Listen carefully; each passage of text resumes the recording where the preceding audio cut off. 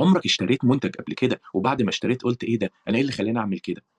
السبب الحقيقي مش العرض ولا المواصفات، السبب الإحساس. الناس ما بتشتريش بالعقل، الناس بتشتري بالمشاعر، بعدها العقل هو اللي بيبرر قرار الشراء. ودي حاجة اسمها ايموشنال ماركتنج، اللي هو التسويق المبني على المشاعر.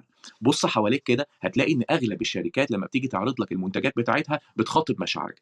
زي ايه؟ زي الخوف. هتلاقي شركات التأمين دايما بتخاطب خوفك من المستقبل، تخيلوا دايما ان انت في موقف صعب او حصل حاجه لا قدر الله، وان انت من غير التامين هتكون في مشكله. ممكن المشاعر تكون الفرح، زي اللي بتقدمها لك شركه زي كوكاكولا، دايما اعلاناتها مبنيه على انهم ما بيقدموش مشروب، امال بيقدموا ايه؟ بيقدموا لحظات من السعاده.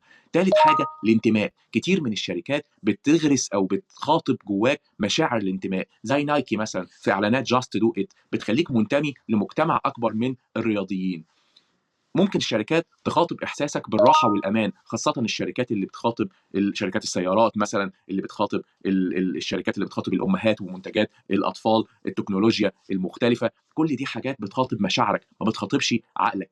التقدير الذاتي، الناس بتحب تحس انها الافضل، فتلاقي شركات زي اللي بتخاطب المنتجات او بتسوق لمنتجات الجمال والعنايه والحاجات دي كلها، بتخاطب ان انت الاجمل او هتكون الافضل وهكذا.